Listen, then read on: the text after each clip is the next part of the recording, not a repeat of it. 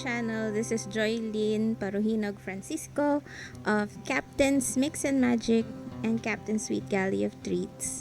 With the previous video before Halloween, I posted yung video paano mag food cost using Google Sheets.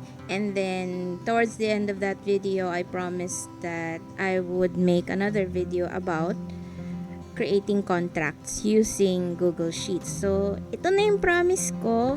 We are going to make a contract on Google Sheets. This is a template or a suggested format para you can address certain specifications, clarify information to limit the miscommunication sa client. Kasi, unang-una, pag wala kang contract, if you don't have the contract, nangyayari usually is you miss out details. Like, ano ba yung date, time, address, okay, kung saan mo i-deliver yung items mo. These are called logistics.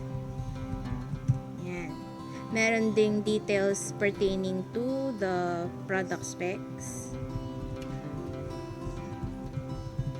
Okay, what product, what size or dimensions, anong flavor, how many. Yan. So, those are a lot of things that maybe just you get to discuss in passing. Tapos, after a while na hindi mo na take down yung note or wala kayong contract, na may miss out mo yung details na to. Whereas, if you have a contract, you can give this in soft copy, attach it, tapos your client can review it, and they will say if there are any discrepancies or if there are any changes that they want to put on it. And yun, pwede nyong palitan at the time. And then you can agree kung okay na yan sa price mo, so on and so forth. So, you also have to have the contract, kasi kung wala kang contract, you don't have your payment breakdown. Ano yung payment breakdown? Do you have policy sa pagtanggap ng payment? To how many days before delivery or meet up, dapat meron ka bang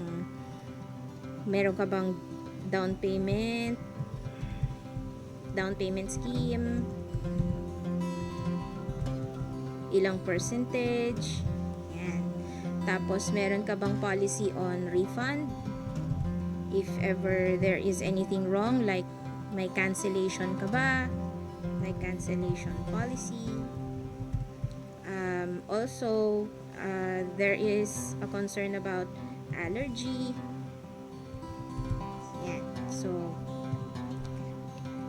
does an allergy issue affect payment or payment breakdown? Depende. So, this one can be a gray area if you are having products na would feature ingredients na pwedeng allergic yung client. They have to disclose whatever their allergies are. Kaya po, sa conversation with the client, we do this considerations on allergy. Yan. Tapos yung delivery time, pag meron bang special requests, like delivery of just before midnight.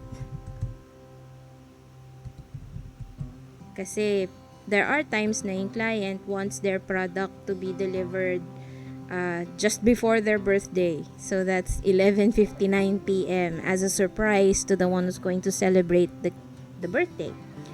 So, yun. Meron din bang times na yung cake mo has non-edible inclusions? Okay? Like, there was this one time we have a client that requested the cake to be delivered. May kasamang bouquet of flowers. O, diba? Okay, so these are things that you have to consider when you create your delivery or your order contract kasi it affects your payment breakdown. Ano ba yung arrangement ninyo sa delivery specs? May extra pay ba yan? Yung bouquet of flowers, pipick upin mo ba somewhere? Ikaw ba yung magbabayad?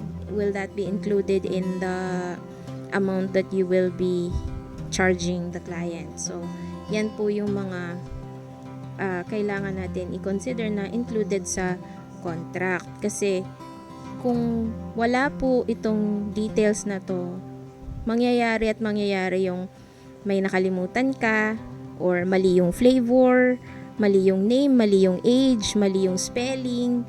So, nagiging issue siya ngayon sa operations mo. So, to prevent that from happening, you have to have the contract. So, let's look at a template that I have created.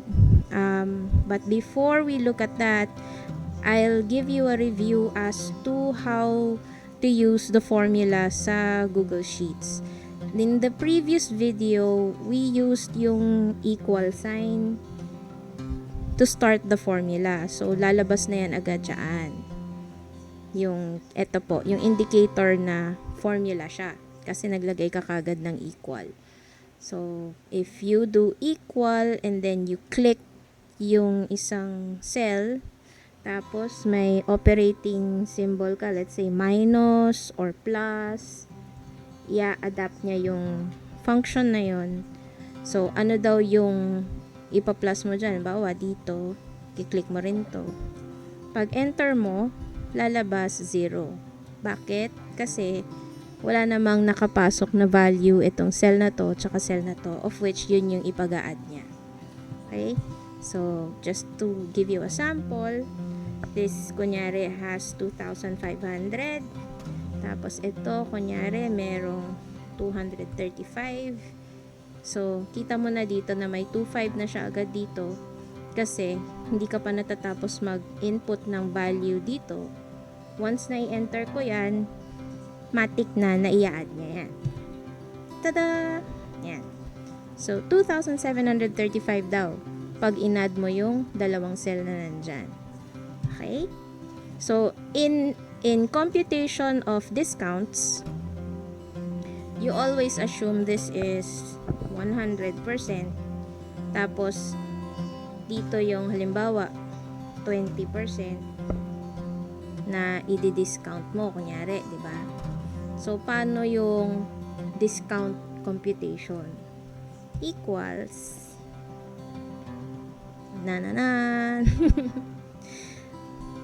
that's 2,500 times yung difference nila. Ano daw? So, 100 minus 20 kasi 20 yung discount mo, di ba? So, yung result niyan will be the percentage kung saan mo i-multiply to. Okay? So, to express that in formula, may tatapusin mo ng computation, di ba? Ito muna yung difference nito bago siya i-multiply dito. So, gagamit tayo ng mga parenthesis na yan. Uunahin daw ito minus dito. Yan. Tapos, i-multiply siya, gagawin siyang percentage, di ba? Yan. Tapos, i-multiply siya dito.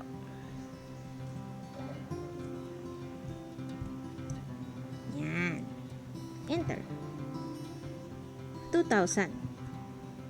Check natin na ano ang 20% ng 2,500.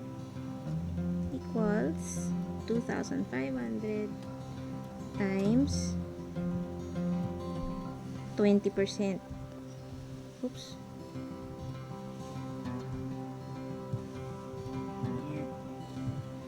So, 500. So, 2,500 minus 500 is 2,000. So, tama yung formula natin na to. So, makikita nyo to sa contract later on sa payment specifications. Pag meron kang considerations on discount or yung reverse naman nito is kung may i-add on ka. Like a payment, in the payment breakdown, mako-cover din yung, let's say, rush fee. Halimbawa, you have a policy of 7 days before lang ka tumatanggap, nagpa-process ng order. Diba? Papasok yung rush fee kasi mag-overtime ka. Magkano yung percentage ng additional as rush fee? Ilalagay mo rin yan doon. Okay? So, how much is the rush order percentage? Yan. So, these are the things na dapat nandun sa contract mo. Okay? Let's delete this. Yan. Since kung may contract ka, hindi ka na makakalimot sa detalye, hindi ka na magiging malabo sa payment breakdown, so malinaw na rin yan sa client mo, at mako-cover mo ang considerations na kailangan mong pagtuunan ng pansin once na may na-agree na kayong product na i-deliver. Okay? Let's go to this cell. This is the blank form. I've done this ahead. Yan. So, ito, editable siya, meaning natatypan nyo ng iba, ganyan. Pag natypan nyo ng ganyan, what you can do is just click itong back arrow. Balik ka sa dati. So, type your business name here. Nakalagay naman siya as an instruction. Papalitan nyo lang yan. Bawa, pag click nyo dyan or pag tap nyo dyan, lalabas ito, papalitan nyo siya. So, ano yung pangalan ng business mo? Kunyari, sa amin, I can put Captain's Mix and Magic. Okay? My email, I'll put it here.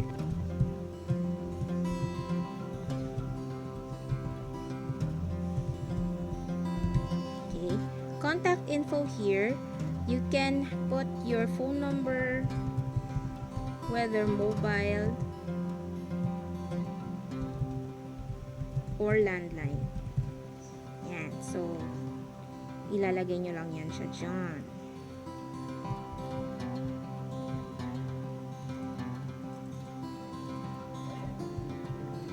So, client name, sino ba yung kausap mo? Kunyari, kausap ko si Edwin. Ayan. Oops, sorry. I'm not looking at the screen, the keyboard kasi. And then his phone number. This is the address. If the cake is to be delivered. Or the meet-up place. Meet-up point, meet-up place if the cake is for meet-up. So, dito yan nakalagay. Kunyari, Sir Edwin just opted to meet up with the cake, let's say sa SM Mall. Yan. So, lagyan lang natin mall. Or sa nearby mall. Or maybe sa landmark na madaling puntahan malapit sa inyo. So, date of the event, kailan nyo i-deliver or kailan kayo makikipag-meet up. So, you just type in numerics. Let's say, what is today? Today is the 8th. Let's say next week. 11 slash, where's the slash? 15 slash 2020. Yan. Pag enter mo, pwede mong palitan yung format. Like this one. And then you click here, yung 1, 2, 3, the formats, the date. Yan. Pwedeng palitan mo ng ganyan or gusto mong i-retain yun, pwede rin. Okay. So, let's put that date, time, duration. Yan. Bawa ito, sample. Yan yung lalabas. Time of the event or time kailan, anong oras sa November 15 ang delivery. Let's say 10 a.m. Yan. Usually when you enter time, dapat yung colon tapos yung dalawang digits dito.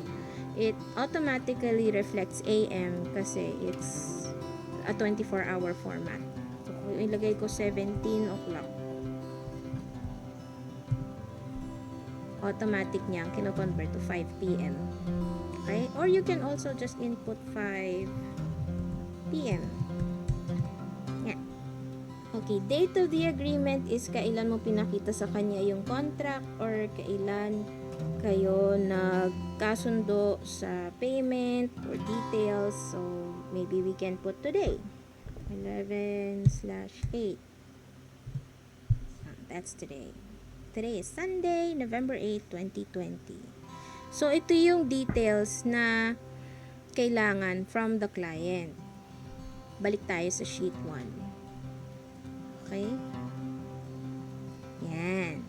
Date, time, address. These items are under logistics. Yan. Logistics yan. Kasi ito yung mga kailangan mong i-review pag i-deliver mo na or isi-schedule mo na sa calendar mo para malaman mo kung on that day mafu-fully book ka na ba or ilang active contracts meron ka for that specific day. So, ito yung titingnan mo. Okay, the next item is a table of values. Okay, ito yung count, ilan ba, ano yung item, magkano yon per item, at yung subtotal. I'll show you how this works. What I did is, nag-label muna ako nito, count, kung ilan, ganyan. So, walang computation tong cells na to. Walang computation yan.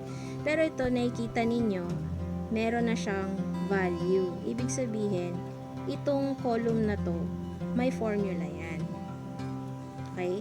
Pero kung titingnan nyo, ito, walang laman. Diba? So, ano yung kino-compute nito? I'll double click it para makita ninyo kung ano yung cells na active for this. Yep. Yan. So, ito yung na-highlight. Yung count at saka yung amount, i-multiply niya. Tapos, yun yung result. So, let's say, si Sir Edwin umorder siya ng 5 box of 6 caramel cream puff. Yan. Wala pa ring value. Bakit? Wala ka pa kasing nilalagay na amount. So, per box, magkano yung 6 caramel cream puffs? We usually charge that 150 per box. Yan. Meron na siyang kinocompute ngayon. Okay? So, kunyari, meron pa siyang ibang order. 6x4 fondant chocolate cake. Yan. Let's say that's 1,500. I-add din lang niya yan. So, i-multiply lang niya yan. So, that's 750 and 1,500.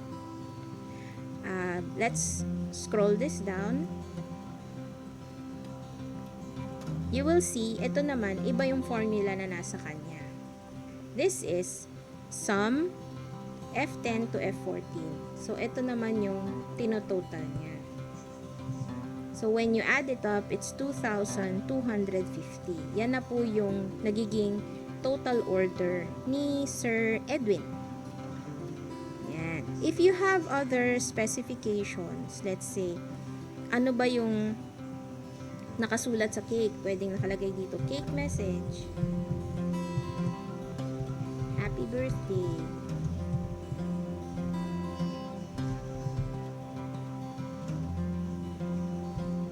Lemmy. Yan. Tapos, let's say, cake age.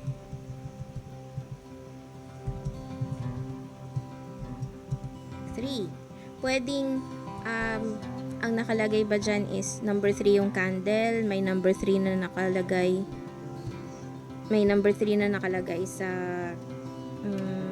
cake, cut out ba in fondant. So, those are also specifications na pwede mong i-input dito. Let's say, fondant candle. Yan. Malinaw, 'di ba? This is let's say for fondant chocolate 6x4, kailangan malinaw sa client that is in inches, that's 6 inches diameter by 4 inches height, para hindi po siya magugulat pag nakita na niya yung cake tapos iba pala yung expectation niya sa natanggap niya. Okay, this does not affect ito yung mga tinype dito, these two does not affect the formula, and it doesn't also affect the total, kasi ang concern nito is total nito, and concern nito is yung product nitong dalawang cell na to. So whatever you write here is just added specifications dun sa order niya. Okay? Also, don't worry if you think na I'm only left with 2 more places to type in specifications. What you can do is this one. Click nyo to or tap this one, and then right click, insert one above. Yan. Okay? So, nagkakaroon na kayo ngayon ng isa pang space. Hindi pa rin affected yung formula dito kasi hindi nyo naman ginalaw yung inputs na kung saan siya concern. Okay? Yan. Ang concern niya is values inputted from here to here. So, since wala namang effect yung nag-insert ka ng row dito, it does not affect the formula that is applied here.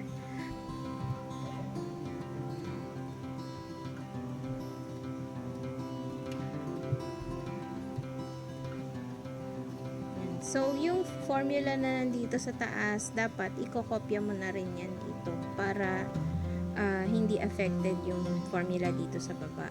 Tapos, pwede kang mag-type ng hindi number or any detail. I-merge natin to.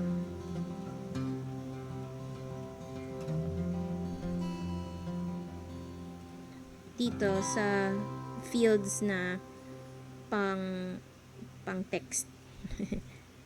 Yung hindi dapat values yung nakalagay sa kanya. Yan. So, medyo ano ko lang yung grid. Yan. So, unified siya ngayon sa buong contract. Okay? So, ito yung specifications ng products na in-order sa'yo. So, what can also be included here is, let's say, 5 box of 6 caramel cream puffs. Tapos, request niya, ang paper cup is white, paper cup is brown. You can put it here.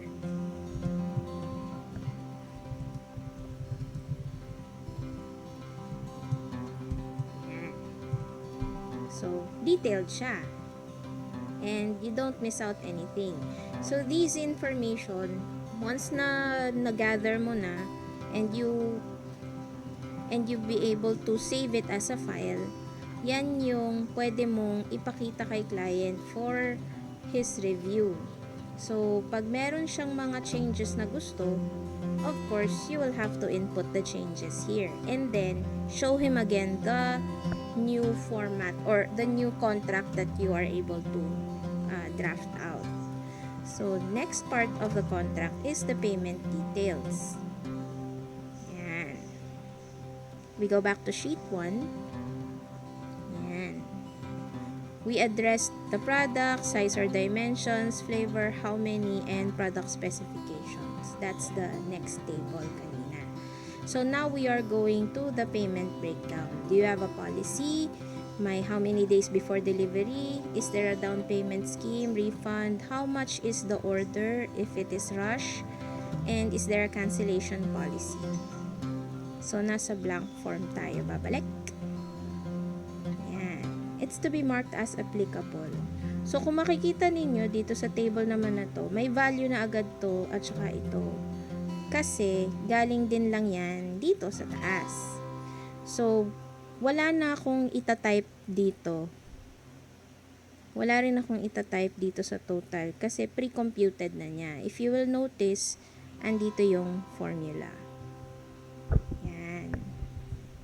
And then ito naman, nakukuha niya yung value na yan equals F15. So ibig sabihin, ang magre-reflect na value dito sa F20 na cell is any value that is reflected sa F15. Parang kinukuha lang niya yung value na nandun para hindi na niya kailangan mag-compute.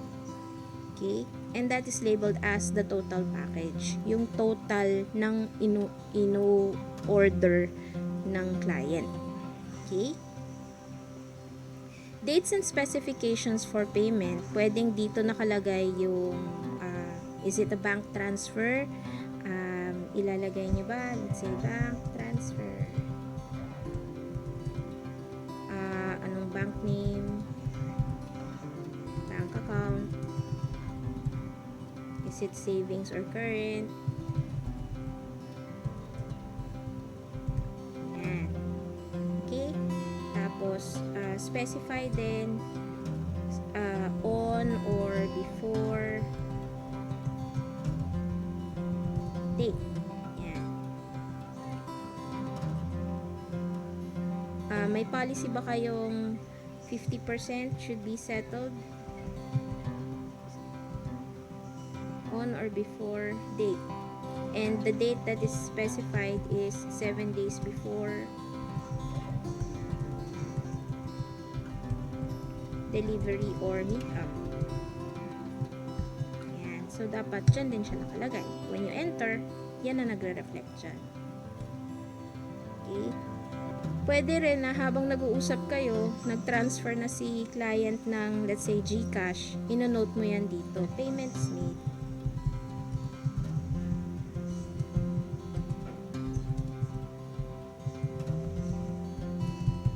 From number to number. Say nagbayad na siya, 'di ba? So ang ipapasok mo dito is not just like halimbawa 1,250. Hindi mo siya i-enter as 1,250 kasi ang mangyayari niyan i-add siya. For that to be deducted, maglalagay ka ng minus dito. Kasi kailangan i-minus siya, 'di ba? So ayan. Minus 1,250 kasi binayaran na niya yun. So, ang total niya is 1,000. Dito sa total, you can put here can be settled upon delivery or meetup. Kasi nagbayad na siya ng 1,250 which is more than 50%. Tama? Which is more than 50% of the total package. And binayaran na niya yan ngayon, confirmed na yung order. So, yan. Etong blank space na to, we use this, let's say, there is a specific design that the client wanted, we add it here. Paano yun? You insert, let's say, image over cells po lagi yung ginagawa ko para madali siyang ma-resize. Let's say browse photos. Example, let's say ang order niya kunyari it's 6x4 po, no? Hanapin natin ng 6x4. Ito, pwede to kunyari 6x4. Yan, click ko yan and then insert or you double click it. Any moment now. Ayan. So, lalabas siya doon. So, you can drag it. Click and drag it. Tapos, resize para ma-accommodate siya.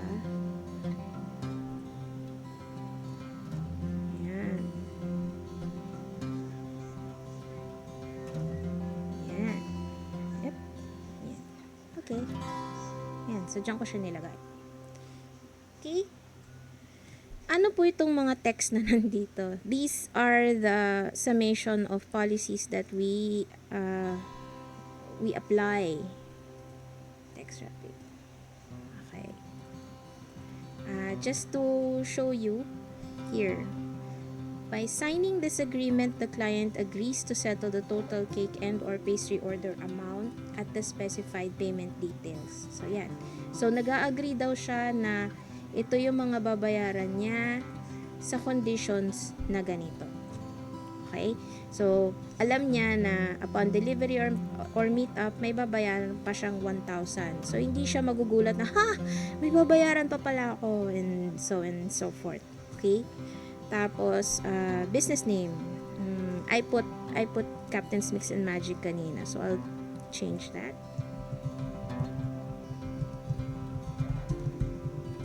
Okay. So, Captain's Mix and Magic will accommodate and schedule production above listed order to be ready at the date and time specified above. It just promises that, kasi, di ba pagka-agreement, it's an agreement between two parties.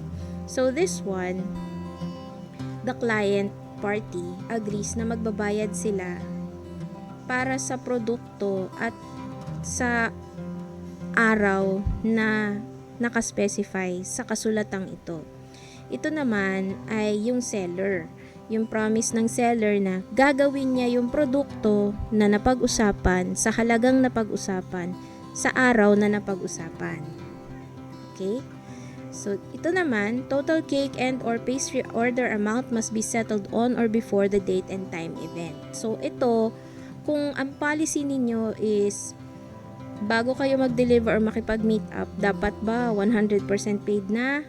So, o meron bang at least 50%? Naka-reflect yan dito. Kung hindi fully settled on or before the date and time of event, you have to specify it here. Example, a total cake and or pastry order amount must be settled in full 7 days before the date and time of event. Yon. Pag ganon, ibig sabihin, alam ni client na bago niya matanggap yung cake, dapat bayad na.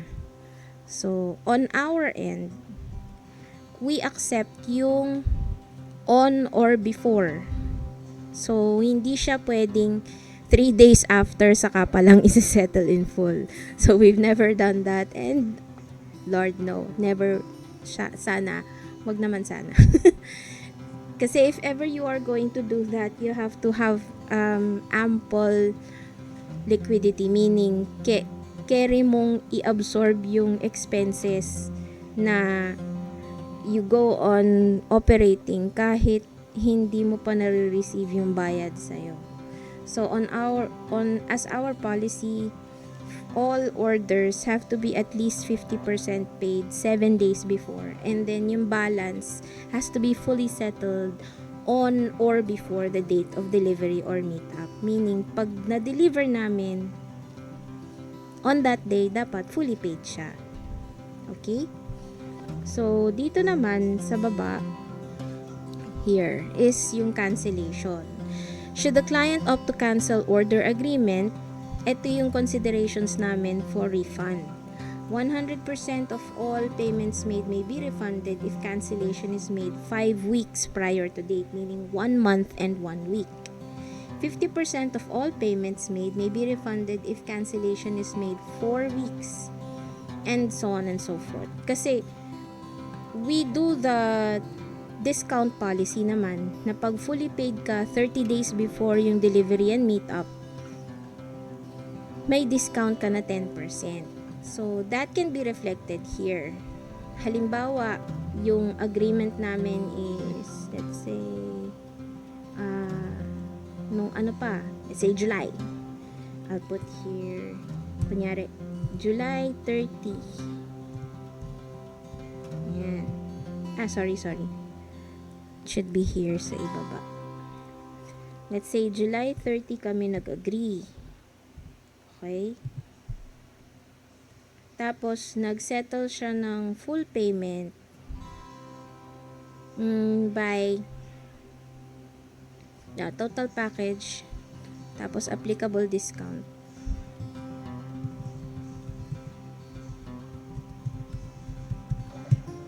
is 20% for, let's say, at 10% for early bird. Okay? What I do is I click equals this one times 0.9. Okay? So, nag-minus na ako na, diniretso ko na minus 10%. Sorry. 0.1.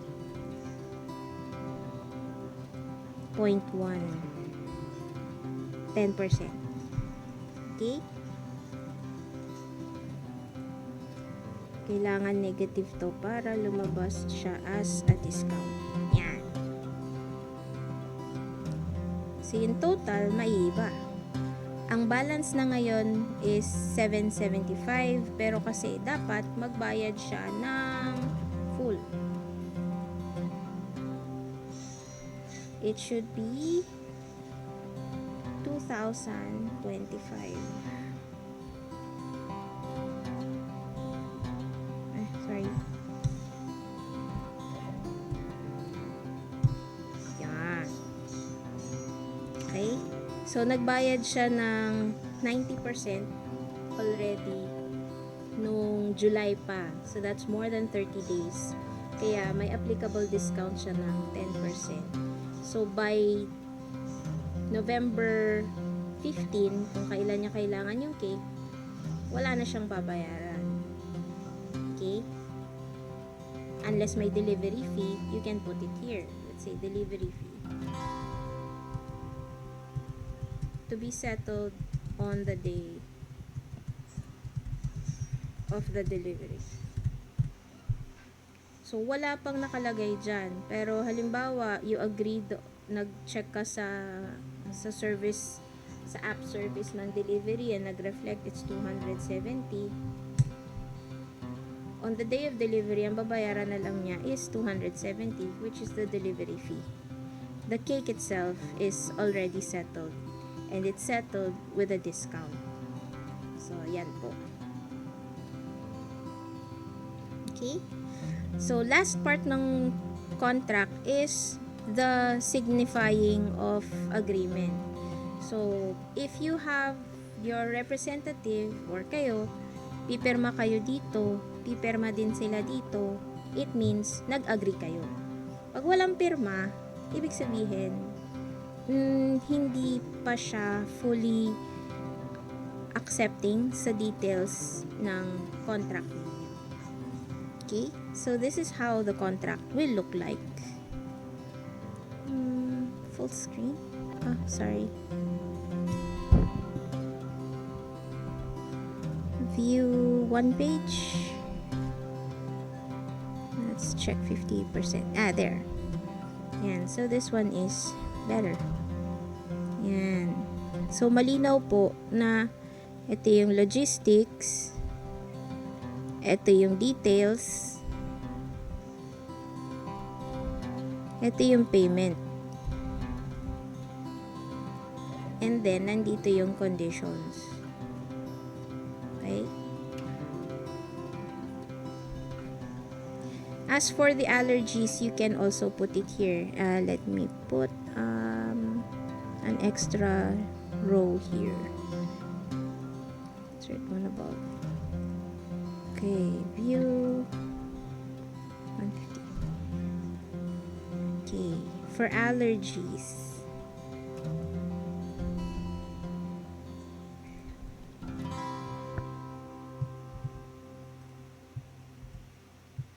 I want to copy the format, kaya kinopy-paste ko yung cell. Okay.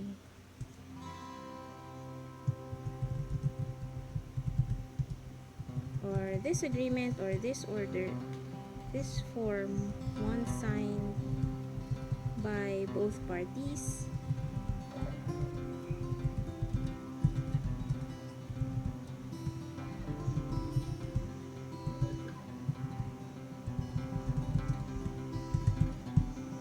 This form, once signed by both parties, signifies that all information is agreed and covered. products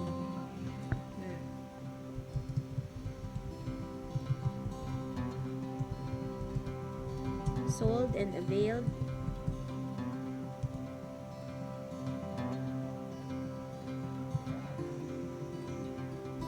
are of optimum quality as agreed and is not harmful.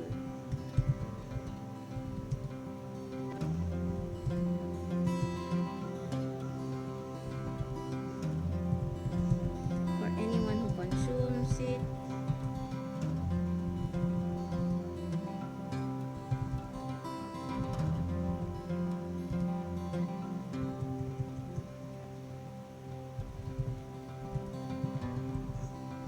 as the client accepts. So, products sold, availed, and availed are of optimum quality and as agreed. Products sold and availed are of optimum quality as agreed and is not harmful for anyone who consumes it as the client accepts.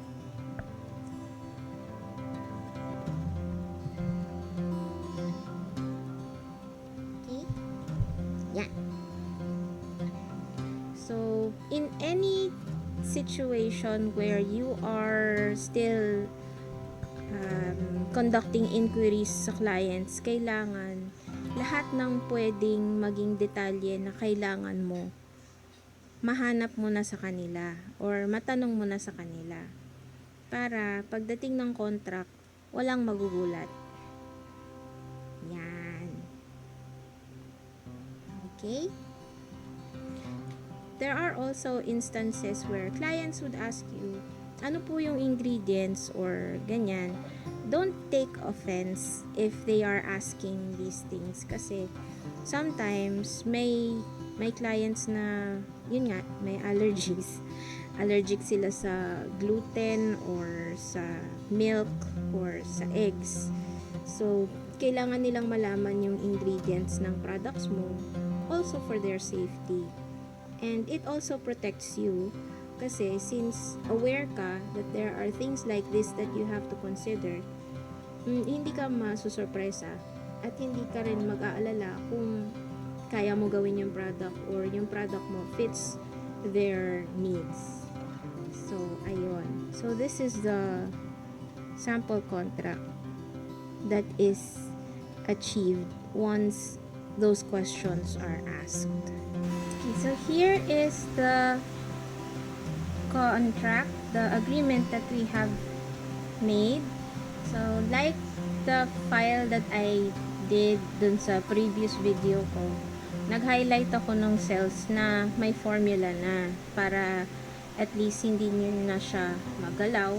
But, kung may pindot kayo, like this one, halimbawa ito, tapos bigla nyo napindot like W, mawawala yung formula.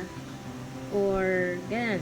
So, what you can do with that is you just click itong back or yung undo arrow. Yan. So, mababalik siya. It's like this one din. Halimbawa, ito, napindot nyo. Napindutan nyo ng number or napindutan nyo ng ibang value. Nababago kasi yung total. So, dahil nababago yung total, mali na yung computation niyo. Okay? So, you just have to be careful with yung values na hindi nyo na pwedeng galawin. So, in order to help you be more guided or aware na ito yung fields na merong formula, ha-highlightan natin ulit yung mga formula na cell. So, here, hanggang dito sa baba, ito yung mga may formula. So, highlightan natin yan. Let's use this color. Medyo light blue. And then, dito sa baba, ito.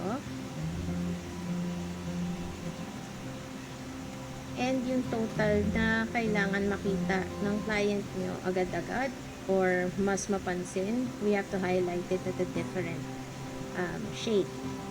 There.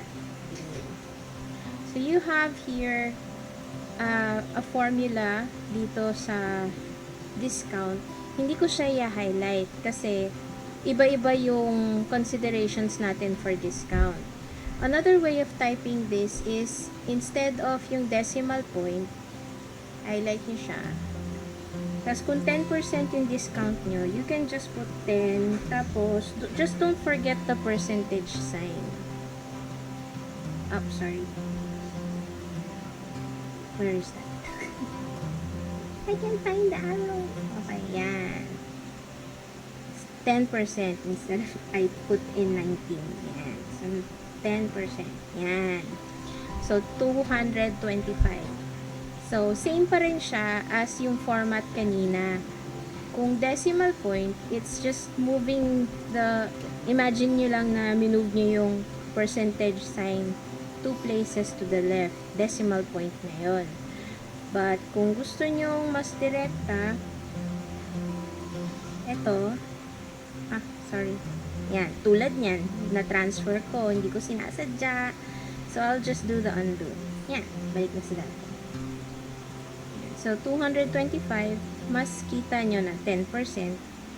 Kung may percentage, full number yan. Pero kung gusto nyo decimal, laging 0.1. Ganun siya. Okay? Yan. So, at least dito, kita nyo na there are fields na may formula na. So, this one, I can rename as a sample form. So, renaming it to sample form. And then, we'll make another sheet. And then, I'll rename that as the blank form. Tapos, ito transfer natin to na maging unang sheet na makikita nyo pag bukas ng file. So, since it's blank and I need the template, ang gagawin ko lang, punta ako sa sample form, tapos, i-highlight ko lang lahat to. Yan. Tapos, control, copy, or copy. Tapos, punta tayo sa blank form, sorry. Click nyo yung A1, tapos Control V. Yan. So, na-copy na siya. The thing is, hindi na-copy yung column formats. Okay? What we can do with that is, undo muna natin. Balik tayo sa sample form. Tapos, ito yung i-highlight natin.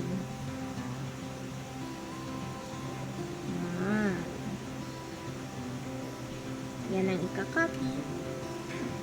Tapos, kung ano yung naka-highlight natin, yun din yung i-highlight sa kabila. That's A to F, diba? Punta tayo sa blank form, A to F. Tapos, paste.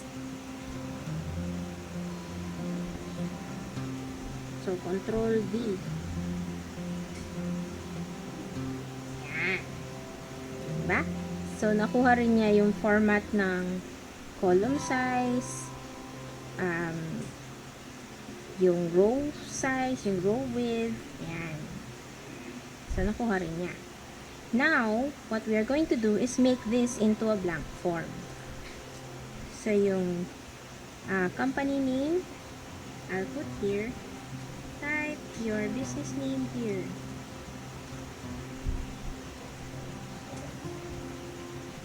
Tapos, dito, type your email here. And then type your contact numbers here. So, pwedeng isa or dalawa lang yung contact number na ilalagay mo. So, that's that. So, the client name and yung ibang information na nandito, buburahin lang natin. This. So, ito yung mga fill upan ninyo. And this one, all we need to do is clear it up.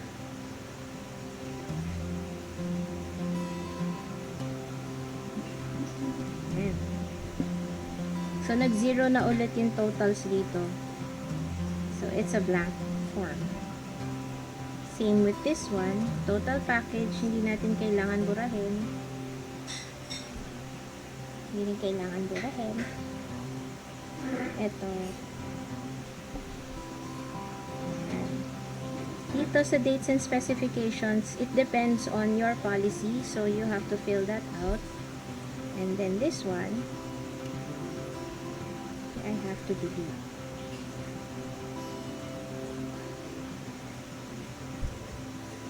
Okay, so mali pala yung na-highlight ko kanina. So this one, I'll be highlighting. Yan. Tapos ito, i-clear natin yung highlight para hindi nakakalito. Yan. Okay. So here is the blank form.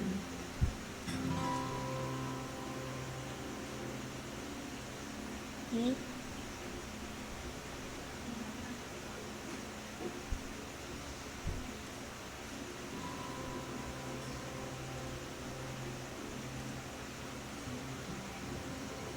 And so this is the blank form. Nung kinlik ko yung copy, parang nakopy niya sa lahat ng area.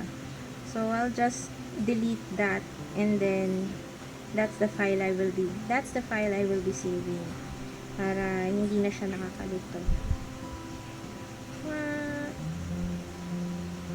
I think sa pinakadulo to, as in really bottom ng sheet. Kaya pala matagal siya nung pinost natin or kinopy, kasi as in multiple copies yung pinaste niya for all the rows and all the columns. So I just need one copy. Clear. There. So, ayan na siya. Here is your blank form for your contract or your order agreements. And you can use it as soon as you get a copy. Just send me a message, and through email, I can attach it. Ito yung pinaka-notes ko kanina sa discussion natin. I won't be deleting this kasi you might need it. You might need to look at it. I'll just label it video notes.